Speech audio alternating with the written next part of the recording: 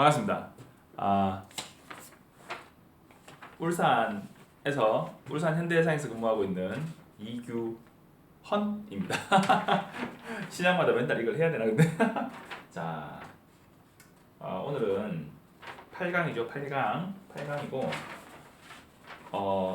제가 늘 강조하는 도로교통사고 감정사 차량 운동학 부분에서 가장 중요한 공식 3개를 들어라 하면 4개를 들으라 하면 등속 공식, 그 다음에 등가속도 1, 2, 3 요 4개입니다.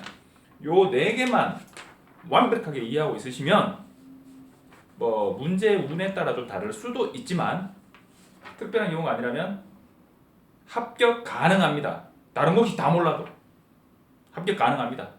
진짜 거짓말 안 하고 가능합니다. 그런데 가장 중요한 공식 5개를 꼽아라. 그러면 5번째 들어가는 게 이 운동량 보존 공식입니다. 네, 중요하다는 얘기죠. 봅시다. 일단은 운동량 보존의 법칙이 뭐냐? 운동량이 보존이 된다라는 얘기죠. 7강에서 지난번 강의에서 제가 에너지 보존의 법칙 얘기를 했어요. 그죠?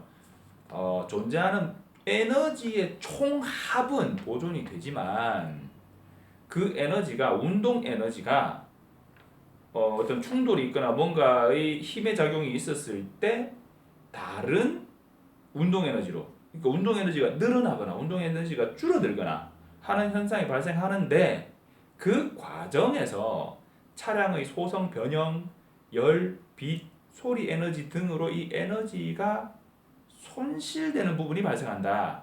그래서 어쨌든 그 손실되는 데에 소모된 그 에너지하고 충돌 뒤에 남은 운동 에너지하고의 합은 그 전에 원래 갖고 있던 에너지의 합과 같지만 운동량은, 그러니까 에너지는 보존이 되지만 요 운동 에너지 자체는 보존이 되는 게 아니다라고 제가 말씀을 드렸어요. 그러면 운동량은 어떻게 되냐? 운동량은 보존이 된다는 거예요. 그래서 우리가 차량의 충돌 전후 속도를 비교할 때 에너지로 비교하면 오류가 발생을 해요. 그래서 운동량 보존의 법칙으로 충돌 전후의 속도를 비교하고 계산해내는 방식을 씁니다. 정말 중요하죠. 차가 충돌을 하고 그 이후에 어떤 움직임을 보였는데 이후의 움직임은 측정이 가능한데 두 차량이 예를 들면 이런 경우죠. 이런 경우가 더 쉽겠다. 얘는 가만히 있는데 뒤에서 슝 달려와서 쾅 박아가지고 뭐 받고 이 차는 서고 이 차는 통 튕기 나오고 서고 뭐 요 정도 그냥 좀 가벼운 충돌이면 다행히 좀 시게 박아가지고 두 차량이 이건 나중에 또 나올 건데 어차피 충돌의 종류 중에 탄성 충돌, 비탄성 충돌, 완전 비탄성 충돌이 있어요. 그 중에 차량의 충돌은 보통 완전 비탄성 충돌을 가정합니다. 이게 뭔지 모르겠다고? 나중에 나와요. 완전 비탄성 충돌은 뭐냐면 완전히 탄성이 없는 충돌 이거잖아요. 비탄성이니까. 그 쇠구슬 같은 거를 들고 여기 그 늪지대나 진흙탕 이런 데다가 얘를 툭 떨어뜨려. 튀어올라 안 튀어올라? 더 크고 말겠죠. 그게 완전 비탄성 충돌이에요. 딱딱한 바닥에 탱탱볼을 딱 놨어요. 그러면 텅 튕겨서 올라오겠죠. 그게 탄성 충돌이에요. 그런데 탱탱볼을 여기서 놨어요. 그러면 밑으로 떨어졌다가 그대로 여기까지 딱 올라올까요?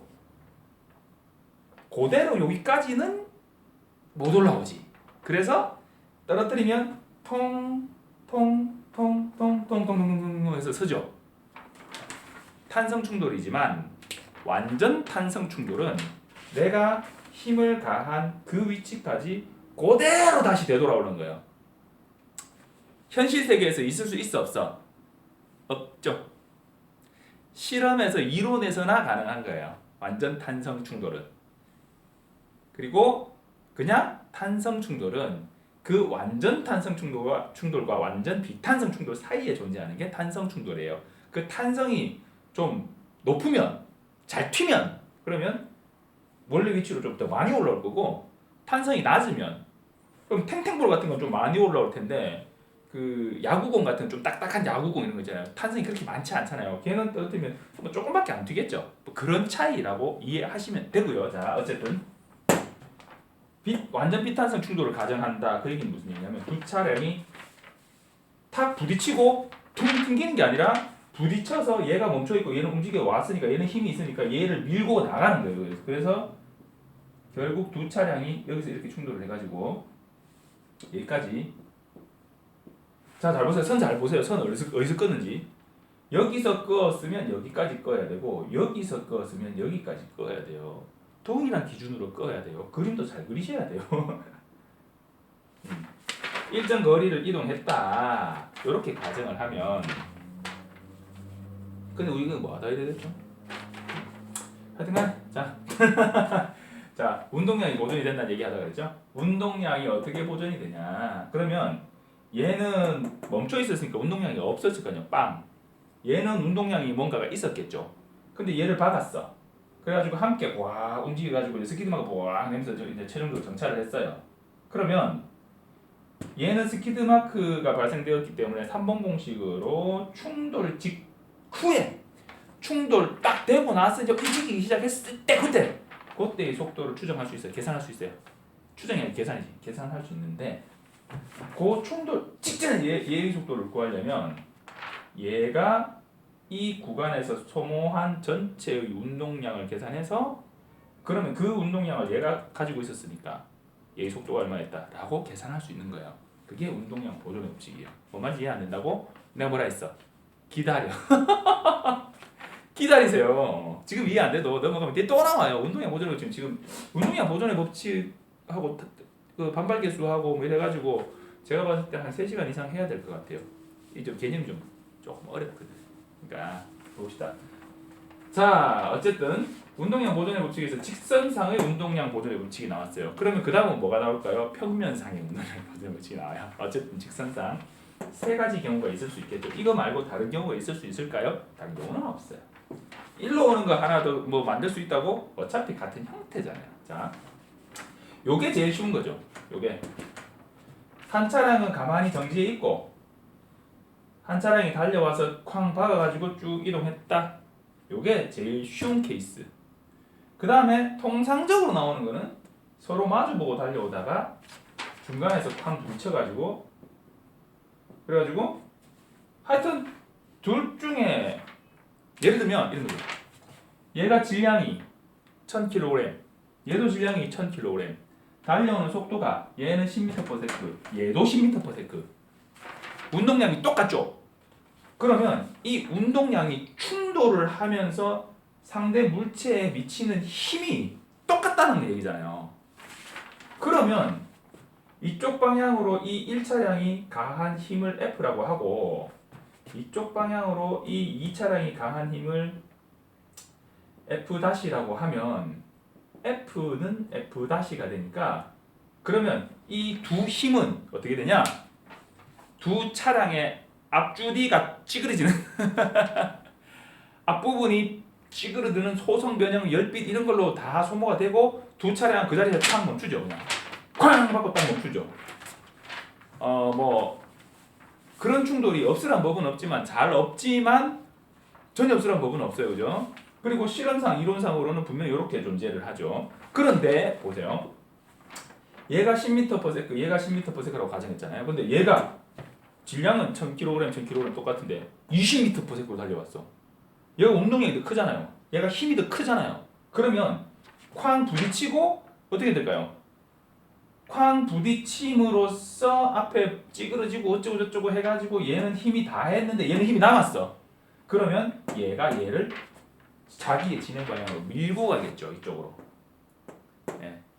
혹은 얘가 더 빠르거나 혹은 질량이 더 크거나 어쨌든 질량과 속도의 곱으로 표현한 게 운동량이니까 운동량이 더 큰 차량이 운동량이 작은 차량을 밀고 가겠죠.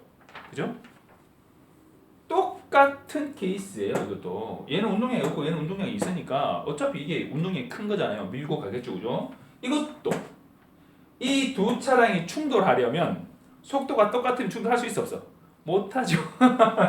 얘보다 얘가 속도가 더 빠르니까 앞에 예를 들면 10m/s의 속도로 달려가고 있는 차량을 뒤에서 20m/s의 속도로 달리는 차량이 달려와서 쿵 받겠죠. 상대 속도는 10m/s. 내가 10m/s의 속도로 앞으로 달려가고 있는데 뒤에서 20m/s의 속도로 달려오고 있다면 상대적으로 내 입장에서 보면 쟤는 10m/s의 속도로 나한테 달려오고 있는 것처럼 느껴지겠죠. 그게 상대 속도라고 했잖아요, 그죠? 이해 안 된다고? 상대 속도는 상대방 속도 빼기 내 속도. 20m/s 빼기 10m/s. 10m/s죠. 내가 진행하는 방향으로 10m/s의 속도로 달려오고 있는. 자, 뭐 그거는 뭐 중요한 문제 아니고요. 어쨌든 자, 그럼 얘가 10m/s의 속도로 달리고 있다. 얘가 20m/s의 속도로 달려와서 얘를 박았어요. 어떻게 될까요? 어떻게 될까요? 요게 핵심이요. 자, 이해를 하셔야 되는 부분이에요. 자, 뒤에서 와서 박았어요. 그러면 교재를 봅시다.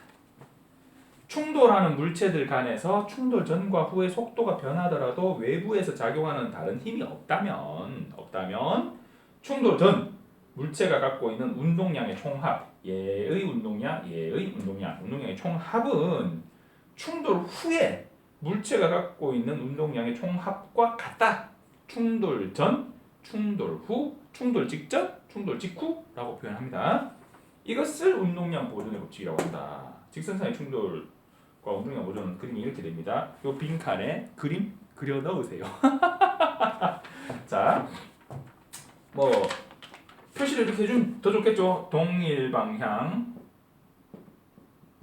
반대 방향, 한 차량은 뭐 정차 중, 뭐 이런 식으로 적어놓으면 더 좋겠죠. 자, 보세요. 자, 이 그림과 같이 요거를 예를 듭시다. 질량 M1인 1차량과 질량 M2인 2차량이 일직선상에서 운동을 하다가 차량 1이 속도 V1으로 속도 V2로 운동하고 있는 2차량을 충격한 후에 차량 1은 그러면 속도가 어떻게 될까요? 자, 보세요.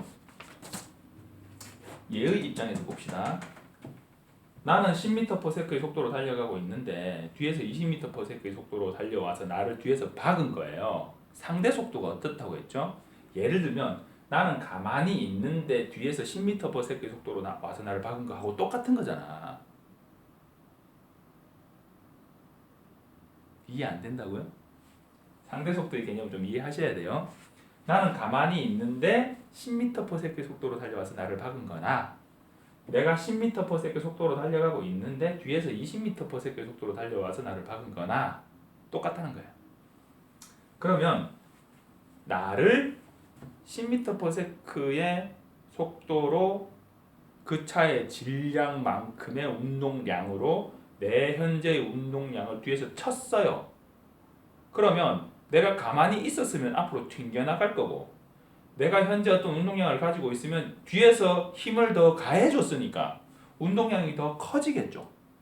그죠? 요거는 이해되죠, 그죠? V2가 V2 다시로 변할 때 얘는 속도가 더 늘어나겠죠.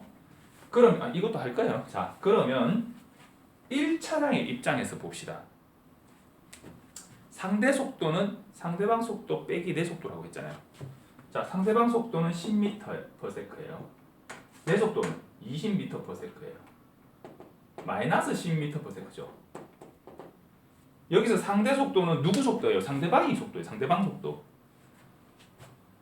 예를 들면 이런 거죠. 내가 20m/s의 속도로 달리고 있는데 앞에서 10m/s의 속도로 느리게 달리고 있는 차량이 있다면 이 가까워지는 정도가 10m/s의 속도만큼으로 가까워지는데 내가 가만히 서 있었다라고 가정해보세요. 그러면 마이너스 10m/s 그러니까 내 방향의 반대 방향으로 오고 있는 이 차가 10m/s의 속도로 후진해서 나를 박은 거야. 그거하고 같은 힘을 받겠죠. 이 차량은 10m/s의 속도로 달려가고 있는 차량을 20m/s의 속도로 달려가서 박았다고 내가 무조건 힘을 가해준다 이게 아니요. 지지난 시간에 했죠? 뉴턴 위대하신 뉴턴 아저씨의 운동법칙 제3법칙 작용 반작용의 법칙. 내가 힘을 가하면 그 힘만큼의 반작용이 발생하는 거예요. 내가 가만히 있는데 10m/s의 속도로 후진해서 나를 박았다. 그럼 난 어떻게 될까요? 뒤로 밀려나겠죠. 내가 보유하고 있는 운동량보다 더 큰 운동량이 나를 박았으면 이 운동량의 방향으로 나는 뒤로 가겠죠. 내가 달려가고 있는데 나보다 더 속도가 낮은 차량이 있어서 그거를 뒤에서 추돌했다. 그러면 가만히 있었으면 나는 그냥 계속 20m/s의 속도로 달려갈 텐데 내가 달려가는 방향의 반대 방향으로 10m/s의 속도만큼 그 차의 질량으로 계산하면 운동량만큼 내 차의 힘의 방향을 방해하는 힘이 작용한 거잖아요. 그러면 A 차량의 속도는 어떻게 될까요? 속도가 줄어들겠죠. V1이 V1-로 바뀌죠. 근데 뭐 이게 지금 뭐 얘가 늘어나겠냐 줄어들겠냐 얘가 늘어나겠냐 줄어들겠냐는 사실 중요한 게 아니에요. 그런 식으로 변화가 된다라는 부분을 이해하시라고 말씀드리는 거예요. 운동량이 변화한다. 질량은 변화할까요 안 할까요? 충돌 전후에. 예를 들면 뭐 차가 쾅 박고 범퍼가 확 떨어져 나와가지고 범퍼 무게 범퍼 몇 킬로 되나 거 하여튼 뭐 범퍼 뭐 범퍼도 뭐 이거 달려 있으니까 한 10kg만큼의 무게가 줄어들었다. 그러면 1000kg이 990kg 된 거 아니에요. 그런 식으로 가져가지 말고 그냥 그 차량의 질량은 특별히 막 떨어지고 어쩌고저쩌고 이런 거 없이 막 동일하다고 가정하는 거예요. 그러면 충돌로 인해서 질량이 변화될 일은 없는 거죠. 속도는 변화되잖아요. 확실히 속도는 변화되는 거잖아요. 질량은 어쩌면 조금 이렇게 뭐 떨어져 나오고 이래가지고 줄어들 수 있지만, 그죠? 그렇습니다. 그래서 속도는 변화하고 그 속도의 변화 때문에 운동량이 변화하는 거예요. 변화한 후에 같은 일직선으로 운동을 한다. 얘의 방향이 그대로 얘의 방향이에요. 뒤에서 쿵 박았어요. 그럼 이 두 차량은 어떻게 될까요? 완전 비탄성 충돌이라고 가정하면 이것처럼 뒤에서 쿵 박았다. 그러면 일정 거리를 박고 쾅 박는 순간 앞에 차도 뒤에 차도 갑자기 제동이 꽉 먹었어. 그래서 둘 다 스키드 마크를 내면서 쫙 미끄러져서 딱 섰어요. 그래서 최종적으로 정차했어요. 그러면 이때의 두 차량의 속도는 함께 움직였잖아요. V1-나 V2-나 같겠죠. 즉 V1-는 V2-는 그냥 V-라고 표현하면 돼요. 이렇게 되는데 그건 나중 문제고 운동하였다고 하자. 두 물체가 충돌을 할 때 두 물체는 서로에게 힘을 작용하는 거죠. 요것도 이거는 이해하기 쉽죠. 이거는 1로 달려가고 이건 1로 달려가고 있으면 당연히 이쪽으로 힘이 가해지고 이쪽으로 힘이 가해지고라고 이해가 되는데 동일 방향으로 운동하고 있는데 왜 저쪽으로 힘이 가해지지? 이제 설명드렸잖아요. 좀 길게 설명드렸잖아요. 이해 좀 하라고. 자, 서로에게 힘을 작용을 한다. 충돌을 하면 이때 두 물체가 서로에게 주는 힘은 운동 제가 제3법칙이라 했죠. 작용 반작용의 법칙을 따른다. 차량 1이 차량 2에게 가하는 힘을 F라고 하면 가정하면 차량 2가 차량 1에게 가하는 힘은 마이너스 F이다. 이 F와 마이너스 F는 크기는 같아요. 방향은 반대예요. 두 물체가 충돌했는데 하나는 힘이 억수로 많이 먹히고 하나는 힘이 조금밖에 안 먹혔다. 그런 건 있을 수 없죠. 힘은 어쨌든 동일하게 서로에게 영향을 미치는 거죠. 작용과 반작용. 자, 그리고 충돌로 인해서 접촉하고 있는 시간 일정 시간 동안은 쾅 충돌하면서 소선 변형으로 찌그러지면서 일단 접촉돼가지고 최대 접촉 딱 결착 상태가 된 다음에 이제 더 이상 찌그러질 게 없을 때 함께 움직이죠. 요 시간은 상당히 짧겠죠. 저 충돌로 접촉하고 있는 시간을 델타 t 하여튼 시간 델타 t라고 하면 운동량의 시간의 양 뭐 이런 건데 운동량 변화량과 충격량 사이에는 다음과 같은 관계가 성립한다.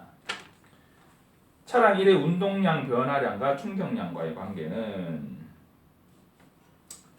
차량 1 기준이에요. 차량 1 기준 얘나 얘 기준이에요. 차량 1 기준으로 처음 운동량 이제 나중 운동량 P1 다시 빼기 P1 즉 다시 말해서 충돌을 하고 난 뒤에 그 차량에게 남아있는 운동량 충돌을 하기 전에 원래 보유하고 있던 운동량 요거를 빼주면 마이너스 F 델타 T 이 충격량이 된다는 거예요. 내가 운동량이 어떤 충격을 받아서 그것 때문에 운동량이 변화한 거잖아요. 그럼 그 힘이 어느 시간만큼 영향을 미쳤냐라고 이 충격량을 계산하는 거예요. 그리고 이 차량도 마찬가지로 동일 방향이든 반대 방향이든 정차에 있었든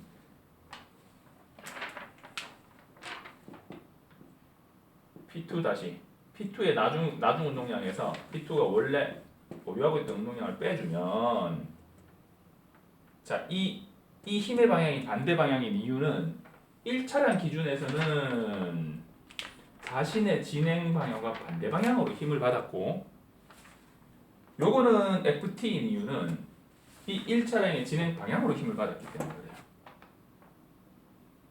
뭐 이해가 안 되신다고요? 안 되든가 말든가 나중에 되면 이해될 거예요. 이거 별로 중요한 거 아니에요. 자, 하여튼간에 그래서 1 더하기 2 해보면 M1 V1 다시 빼기 M1 V1 더하기 M2 V2 다시 빼기 M2 V2는 결국은 두 충격량의 합은 같다는 거예요. 왜냐면 이 충격량과 이 충격량이 결국 같은 거니까. 같은 건데 방향이 달라. 그러면 예를 들면 가정을 하면 얘가 이 충격량이 예를 들면 10이다. 방향은 어느 쪽이에요? 자기 진행 방향의 반대 방향으로 10만큼의 힘이에요.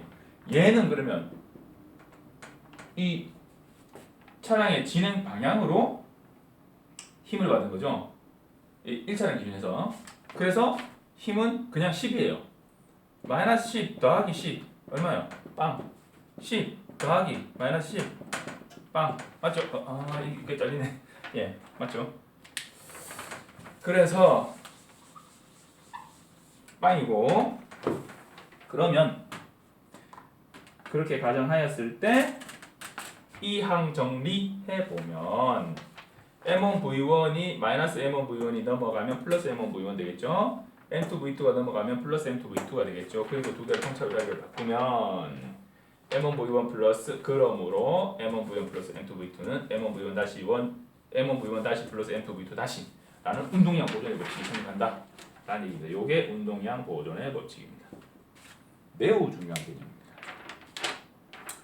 좌측의 충돌 전 차량 1과 차량 2의 운동량의 합은 차량이 충돌하기 전에 두 차량이 보유하고 있던 운동량의 합은 충돌 후에 1차량과 2차량이 보유하고 있는 운동량의 합과 같다. 그게 운동량 보존의 법칙입니다. 좌측의 충돌 전 차량 1과 2의 운동량의 합은 우측의 충돌 후 차량 1과 2의 운동량의 합과 같아 운동량은 충돌 전과 후 일정하게 보존된다. 그게 운동량 보존의 법칙입니다. 그리고 직선상의 충돌을 이용해서 운동량 보존의 법칙을 설명드린 거고요. 다음은 2차원상의 평면상의 충돌과 운동량 보존인데요. 요거는 지우고 다시 할게요. 요거 뭐 설렁설렁 넘어가는 것 같지만 뒤에 또 나와요. 일단은 잠깐 자르고 필기해놓고 볼게요.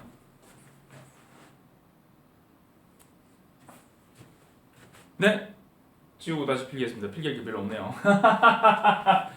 2차원상에서의 즉 평면상에서의 충돌은 도로교통사고 감정사 2차 시험 출제 예상 문제 1순위 2015년에 출제됐고요. 2014년에 출제됐고요. 2012년에 출제됐고요. 2010년에 출제됐고요. 많이 나왔죠? 2차원상의 평면 충돌 혹은 직각 충돌 평면상에서의 충돌인데 예를 들면 차가 한 대는 이쪽으로 이렇게 들어왔고 한 대는 이렇게 들어왔다. 그러면 이게 이제 평면 충돌인데 이 각도가 90도가 넘잖아요. 혹은 뭐 이쪽에서 이렇게 들어올 수도 있죠. 그죠? 90도가 안 된다. 이런 식으로 될 수도 있는데 이런 경우는 직각으로 들어온 거죠. 그래서 이런 경우를 평면 충돌 중에서도 직각 충돌이라고 얘기를 해요. 자, 평면 충돌이 조금 더 넓은 개념이고 그 중에서 직각으로 들어와서 충돌한 게 직각 충돌. 자, 2차원 상에서의 충돌과 운동량 보존의 법칙의 이해입니다. 그림 이렇게 있죠? 요거 그리세요. 직접 그리세요. 자, 잠시 정지 화면 해놓고 그리세요. 그림 그리는 거 연습해야 돼. 이런 거 쓰는 거 이거 다 써놓으세요. 자, 다 쓰고. 내가 뭐라 했어? 서울대에서 상위 1% 중에서 1% 뭐라 했어요? 자기 생각 치우고 선생님께서 하시는 거 그대로 필기 판수한다 했잖아요. 근데 내가 가끔가다 강의하다 잘못한 거 있어요. 그런 거는 수정해 놓으니까 나도 사람이라서 나도 사람이라서 양해해 주시고. 자, 그 지난 시간에 그거 했었잖아요. 이렇게 해서 이렇게 힘이 가해지고 뭐 이 세타 이렇게 제가 얘기를 했었잖아요. 이게 아니라 사실은 이 설명은 어떤 설명이냐면 물론 이것도 2015년 기출 문제이긴 한데 이 설명이 아니었고 그때 필요한 설명은 이거였어요. 물체가 평면상에서 이쪽으로 힘이 가해지고 꺾기를 무게중심 안 하고 앞을 끄었으니까 요도 앞을 끄읍시다. 일정 거리를 이동을 했다면 이 가해진 힘과 이동한 거리가 즉 한 1인데 이 힘이 어디로 가야 되냐? 이쪽으로 가야 된다는 거예요. 그래서 직선으로 이렇게 가정했을 때 요만큼 세타만큼 힘이 가해졌다. 그러면 이 차량은 이 힘만큼의 일을 다 할 수 있을까요? 일정 거리를 이렇게 원래 가려고 했던 거리를 갈 수 있을까요? 각도가 이렇게 있는 위로 이렇게 당기면 그만큼 못 간다니까. 그러면 어떤 힘이 주어진 만큼을 이동하냐? 어떤 힘이 주어진 만큼을 이동하냐? F의 힘의 분력인 X축 성분을 계산해 보면 얘는 F 코사인 세타의 힘이 돼요. 그러면 F 코사인 세타의 힘을 가한 것만큼 움직이게 돼. 그래서 W는 F 코사인 세타 곱하기 거리 D 이렇게 되는데 이렇게 쓰면 보기가 좀 안 좋으니까 W는 F D 코사인 세타 이렇게 표현한다. 요 얘기입니다. 그러니까 일로 당기는 건데 제가 경사도에서 물체가 이쪽으로 움직이는 이렇게 설명을 했잖아요. 그죠? 요 설명을 좀 잘못한 거죠. 물론 이 부분도 계산은 가능합니다. 마찰력이 있니 없니 뭐 해가지고 2015년 문제가 그거였어요. 자, 이렇게 저도 설명해서 실수를 합니다. 예습을 잘 안 해서. 자, 2차원상의 충돌은 2차원 평면에서 충돌이 일어나는 경우에는 운동량을 축 좌표계에서 X축 성분과 Y축 성분으로 나누어서 운동량 보존의 법칙을 적용한다. 벡터의 이해 하셨잖아요. 그죠? 벡터 이해 하셨잖아요. 그거 충분히 이해하셨어요? 충분히 이해하셨으면 여기서 할 게 별로 없어. 근데 그거를 충분히 이해 못했으면 여기서 엄청나게 해야 돼요. 근데 여기서 엄청나게 뭐 파고 있으면 되냐 안 되냐? 안 된다는 거지. 아 그래 알았어. 그러고 일단 넘어가요. 도로교통사고 감정사 시험 치는데 교재 한번 쫙 보고 그리고는 타야 시험 치러 가실 거예요. 자신 있어요? 보고 또 보고 또 보라니까. 그렇게 해야 돼요. 그러면 처음 봤을 때보다 두 번째는 진도가 좀 더 빠를 거고 세 번째가 진도가 더 빠르겠죠. 그러려면 하나에 목숨 걸지 말아야 돼요. 어쨌든 벡터의 분해 이런 부분은 좀 이해를 더 하셔야 됩니다. 좀 아직 부족하다면 뭐 별 설명이 없죠. 왜냐? 벡터의 분해 이런 부분 설명하면 그게 그 설명 다예요. 그리고 뒤에 또 나오니까 운동이랑 보내는 법칙 이해 이래 또 나와요.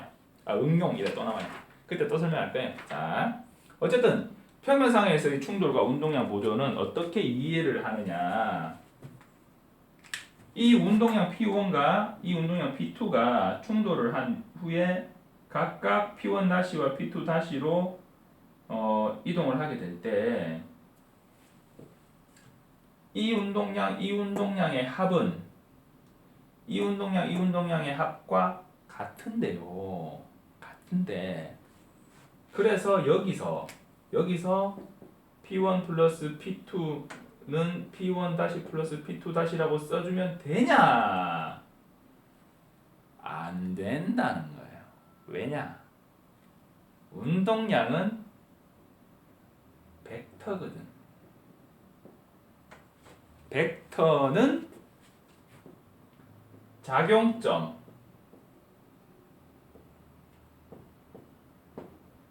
방향 크기를 가진다고 했어요. 이 크기와 이 크기의 합이 이 크기와 이 크기의 합과 같다라는 걸 설명해야 되는데 크기는 비교를 한번 해보자. 좋다. 뭐 크기는 제각각일 수 있죠. 뭐 똑같은 크기는 일단은 뭐 비교할 필요도 없으니까. 그런데 작용점이 같은가 한번 봅시다. 얘의 화살표를 이렇게 그리면 또 얘의 화살표를 이렇게 그리면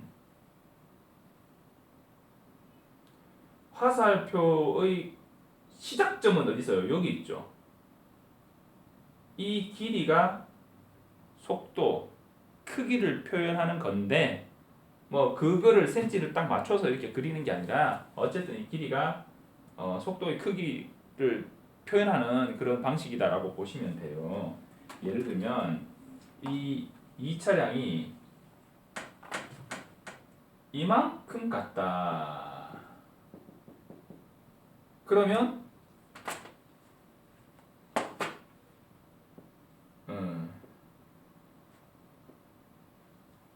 여기 두 차량이 둘 다 똑같이 제동됐고 노면의 마찰계수, 견인계수가 동일하게 적용됐다면 얘의 속도가 더 빨랐다는 얘기겠죠. 이렇게 눈으로 봐도 이거 더 기니까 그죠? 그 표현입니다. 자, 그럼 그림에서 그려진 거 이렇게 재가지고 하면 되냐고? 그건 아니고 자 보세요. 작용점을 봅시다. 차량 1-, 샵1-, 샵2-의 작용점은 똑같은가요? 원점 똑같죠? 화살표가 여기 와 있죠? 1차량, 샵 1차량의 운동량의 작용점은 어디예요? 여기잖아, 여기. 여기가 아니고 여기잖아. 그러니까 작용점이 달라. 비교할 수 있어요, 없어요? 비교 못하죠. 얘의 작용점은 어디냐? 여기에요. 비교할 수 있어, 없어? 비교 못한다니까. 그래서 통상적으로 충돌된 후의 이 차량들이 움직인 방향의 세타각은 요 다시 요거는 통상 잘 찾아요. 자, 세타각은 어떻게 측정하느냐? x축 양의 방향, x축 음의 방향, y축 양의 방향, y축 음의 방향에서 x축 양의 방향 몇 도죠? 0도. x축 양의 방향을 기준으로 해서 중요하다고 했어요. 기준으로 해서 시계 반대 방향으로 측정합니다. 샵2 다시 이 차량의 세타 2 다시는 얼마죠? 20도. 아쉽다. 세타 1 다시 샵 1차량의 충돌 후 이동한 세타각 세타 원 다시는 얼마냐? 15도? 땡. 내가 뭐라 했어? 기준이 어디라 했어? 기준이 x축 양의 방향. 여기서부터 재야 되죠. 요렇게 재야 되죠. 그럼 90도 빼기 15도 얼마요? 75도. 아 이거 뭐 이해 안 된다고? 넘어가셔도 돼요. 2차 과정이에요.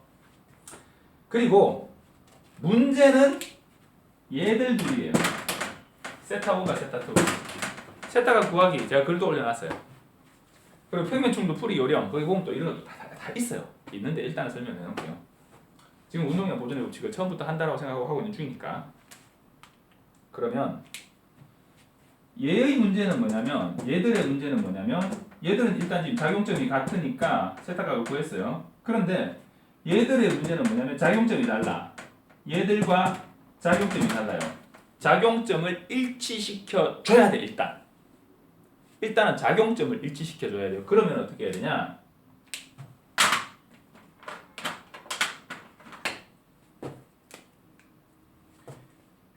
얘의 운동량을 작용점을 원점으로 옮겨야 돼요. 그러면 어떻게 해야 돼? 얘가 원점으로 오려면 얘를 돌려버리면 안 되잖아. 평행 이동해야 되니까 고스란히 이쪽으로 이렇게 와야죠. 그러면 여기 작용점이고 이렇게 되겠죠. 그죠? 입사각, 방출사각, 들어오는 각도, 나가는 각도. 들어오는 각도로 가지고 180도 이래버리면 안 돼. 이거 180도라고 적어가지고 2차 떨어지신 분들 수두룩 빽빽합니다. 이해 안 되죠? 이해 안 되지만 그런 분들이 수두룩 빽빽해요. 세타값을 못 잡아가지고. 이거는 뭐 구하는 거예요? 아니죠. 그냥 그려진 거 찾는 거죠. 그냥 세타값 구하기는 틀린 표현이에요. 세타값 찾기입니다. 그러면 얘는 세타 1은 몇 도예요? X축 양의 방향 그대로잖아. 0도.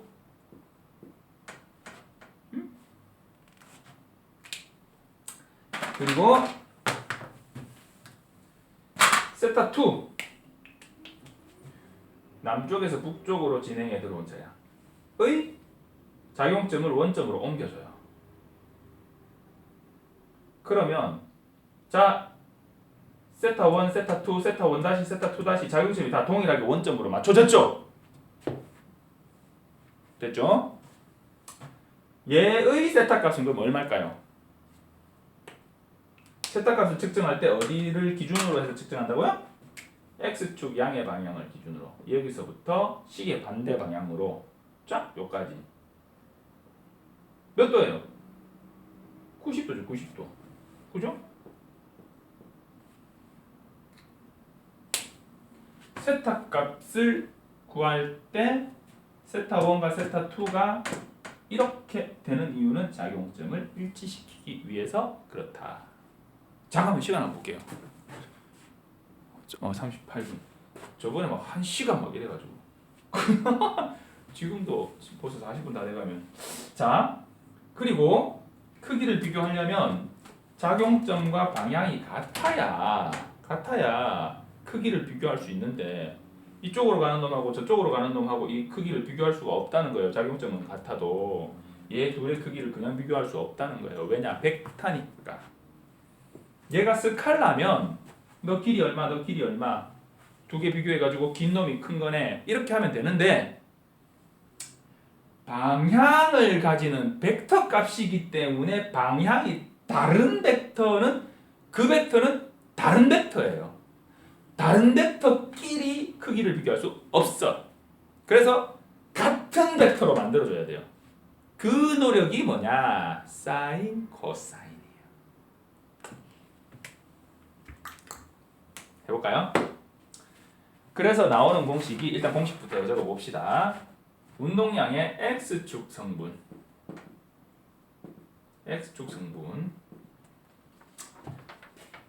이 운동량의 X축 성분을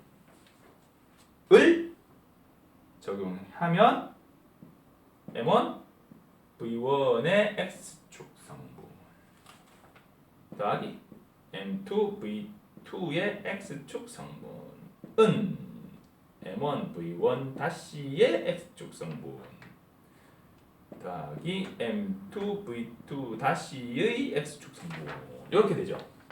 자, X축 성분이 뭐라 했어요? 제가 벡터의 이해에서 했죠. X축 성분은 코사인 세타입니다. 코사인 세타. 그 벡터 곱하기 코사인 세타. 이게 X축 성분이에요. 자, 샵2 다시 샵2 다시 이 차량의 X축 성분을 한번 분석해 봅시다. 요렇게 갔는데 여기가 20도예요. 그러면 이 샵2 다시의 운동량 P2 다시의 X축 성분은 직각으로 두고 얘의 Y축 성분 분력 X축 성분 분력 이 벡터의 분해를 직각 방향으로 이렇게 분해를 딱 해내면 요게 X축 성분이 되고 얘가 Y축 성분이 되는데 이 운동량 P2-라는 벡터의 X축 성분과 Y축 성분이 되는데 이 X축 성분은 얼마냐? P2-의 X축 성분은 얼마냐? 요게 코사인 세타잖아요. P2- 분의 얘 복잡한가요? 그럼 이렇게 합시다. 자, 합시다. 자, 그러면 얘의 값을 구하려니까, 얘의 값은 코사인 세타에 걸려 있고 탄젠트 세타에 걸려 있는데 탄젠트 세타보다는 코사인 세타로 계산을 해봅시다. 코사인 세타가 얼마냐? 얘분의 얘잖아요. P2- 분의 P2-의 X축 성분이잖아요. 그래서 얘가 1로 넘어가면 P2-의 X축 성분은 결국 얼마냐? P2- 곱하기 코사인 세타가 되는 거죠. 그죠? 요거 곱하기 코사인 세타 이게 X축 성분이잖아요. 그래서 이 공식을 그렇게 다시 정리해서 써보면 열나 긴 공식이 돼요. 글씨를 좀 크게 쓰시는 분들은 그 2차 시험지를 편지지 용지 같은 그런 걸 줘요. B5 용지 정도 크기 되는 A4보다 작아요. 정도 주는데 이 공식 쓰다가 칸 넘어가서 밑으로 내려가고 이래요. 그거 잘 쓰셔야 돼요. 글씨 작게 가지고 맞추는 연습도 좀 해보셔야 돼요. M1 V1의 코사인 세타 1 왜냐? 직거 세타를 적용해야 될 거 아니에요. 직거 세타 그죠? P1은 이 방향이잖아요. P1의 각도를 적용해야 될 거 아니야. 그리고 M2 V2 코사인 세타 얼마예요? 세타 2는 M1 V1 다시 코사인 세타 2 세타 1 다시 더하기 M2 V2 코사인 세타 2 다시 열나 길죠? 근데 별거 아니야. 자 보세요. M1 질량 문제에서 줘. 중량 1200kg 중의 차량 A가 뭐 이렇게 줘요. 그러면 여기서 중량 1200kg 중이면 질량은 얼마예요? 1200kg이죠. 그죠? M1 주어져요. M2도 주어져요. M1, M2 주어졌고 그죠? 코사인 세타 1, 세타 2 뭐 이거 다 벌써 구해놨고 뭐 구했다기보다는 뭐 화면에서 찾아놨고 그림에서 얘가 제동하면서 얼마를 몇 미터를 미끄러졌고 뭐 예를 들어 15m를 미끄러졌고 얘는 뭐 7m를 미끄러지고 이런 식으로 이 미끄러진 거리를 주면서 견인계수를 줘가지고 3번 공식을 이용해서 요 충돌 직후에 딱 미끄러지기 시작할 때의 속도를 구할 수 있게 보기를 줘요. 그러면 V-V2, V1-V2-는 구할 수 있죠. 아이고 다시네. 그죠? 요거는 3번 공식으로 그죠? 구할 수 있죠. 그럼 남은 건 V1하고 V2만 구하면 돼요. 별거 아니죠? 네. 이론으로는 별거 아닌데 이거를 이제 막 하려니까 익숙하지 않아서 그래요. 근데 많이 써보시면 됩니다. 그래서 이렇게 구할 수 있다. 그래서 미지수가 두 개면 문제풀이를 할 수 없으니까 그 중에 하나를 소거시켜 가지고 하나를 먼저 구하고 그리고 다시 걔를 코사인을 구했으면 그 다음은 사인으로 적용해 가지고 소거됐던 놈을 다시 이제 수치를 줘 가지고 구하는 그게 평면 충돌 끝이에요. 자, y축 성분은 그럼 어떻게 될까요? M1 V1 사인 자, 왜 사인일까요? 요거잖아요. 사인 요거분의 요거잖아요. 그죠? 사인 이해 되시죠? 사인 세타 1 플러스 M2 V2 이해 안 되시면은 댓글 남기세요. 사인 세타 2는 M1 V1 다시 사인 세타 1 다시 플러스 M2 V2 다시 사인 세타 2 다시 요게 Y축 성분 공식이에요. 운동량 보존의 법칙의 설명에서 직선상의 충돌 그리고 충돌의 종류 간단하게 2차원상에서의 충돌 세타값 구하기 그리고 X축 성분 공식 Y축 성분 공식 자 그러면 설명했어요. 지금 시간 좀 된 것 같은데 여기까지만 하고 일단 자를게요. 그러면 8강은 끝납니다. 그러면 방향이 같아졌나요? 자 보세요. 이게 P2 다시라고 했잖아요, 그죠? P2 다시에 요거죠. P2 다시에 X축 성분 얘의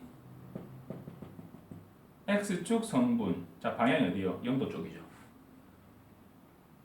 P1 다시의 이 P1 다시라는 벡터의 X축 성분 방향이 어디요? 0도 방향 같죠? 그리고 이 P1이라고 하는 이 운동량의 이 운동량의 X축 성분 얘는 아래 위로 움직임이 없기 때문에 Y축 성분 값이 없어요. X축 성분은 그대로 요만큼이죠. 어디 갔노? 여기까지. 그대로 요만큼이죠. 그대로. 자, 방향이 0도 방향. 같죠? 그리고 P2라고 하는 이 벡터의 X축 성분 값은 좌우로 X축으로 움직임이 있어요, 없어요? 빵이에요. 이쪽 방향으로 빵, 이쪽 방향으로 빵, 이쪽 방향으로든 하여튼간에 어떤 방향으로 두든 하여튼 빵이에요. 그러면 결국은 방향이 같은 거죠. 방향을 일치시켰어요.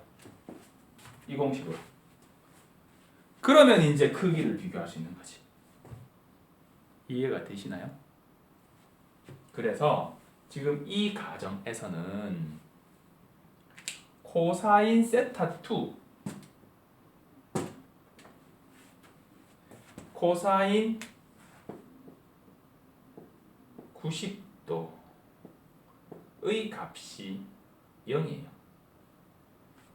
얘가 0이야. 뭘 곱해도 0을 곱하면 0이 되죠. 그러면 V2 아까 전 미지수가 두 개인데 하나를 소거해야 되잖아요. 그럼 얘가 소거됐어. 그럼 미지수가 하나인 공식이 남죠. V1을 기준으로 이항시켜 버리면 M1 코사인 세타 1이 넘어가 가지고 요거 나누기 m1 코사인 세타 1 v1은 이렇게 되겠죠. 그래서 v1을 구할 수 있어요. 그리고 다시 이제 v2를 구해야 돼. v2를 구해야 되는데 이 공식에 다시 v2를 구하려고 적용하면 돼요, 안 돼요? 못 구하지. 그러니까 이 공식에다가 구해놓은 v1을 적용하고 v2를 구하면 나머지는 다 있잖아요. 구할 수 있죠. v2를 구할 수 있죠. 요게 평면 충돌 풀이 요령 끝! 처음부터 끝 다 한 거예요. 이게 다야. 그래서 2차원상의 운동량의 보존의 법칙. 운동량이 어떻게 보존되느냐? x축 성분값끼리 P1의 x축 성분값, P2의 x축 성분값 두 개를 더한 게 합이 P1-의 x축 성분값, P2-의 x축 성분값의 합과 같다. P1의 y축 성분값, P2의 y축 성분값의 합이 P1-의 그 y축 성분값, P2-의 y축 성분값의 합과 같다. 요게 2차원상에서의 운동량 보존의 법칙입니다. 어떻게 비교하냐? 작용점과 방향을 일치시켰기 때문에 크기를 비교할 수 있다는 거예요. 내 크기 더하기 네 크기 두 개 합치면 네 크기 더하고 네 크기 요거 합친 거하고 같다. 이렇게 비교가 된다는 거예요. 자, 이해가 안 되셔도 괜찮습니다. 또 나오고 또 나오고 또 나오고 또 나옵니다. 2차 문제 풀려면 이 지각충돌, 평면 충돌은 수도 없이 풀어야 됩니다. 그러니까 걱정 안 하셔도 됩니다. 일단은 운동량 보존의 법칙에 대해서 할 말이 엄청나게 많지만 개념에 대해서 설명한 게 1시간 걸렸어요. 자, 다음 시간에는 뭐 할 거냐면 반발계수와 충돌의 종류에 대해서 할 겁니다. 사실 그렇게 중요한 개념은 아니지만 이 개념을 이해하셔야 이런 부분에 대한 이해도가 좀 더 높아지고 1차 문제에서 또 충돌 반발계수나 이런 부분도 문제가 나올 수도 있기 때문에 다음 시간에는 그 부분을 한 번 더 해보고 그리고 운동량 보존의 법칙의 응용 부분까지 해보는 걸로 하겠습니다. 수고하셨고요. 메리 크리스마스입니다. 오늘 12월 23일입니다. 감사합니다.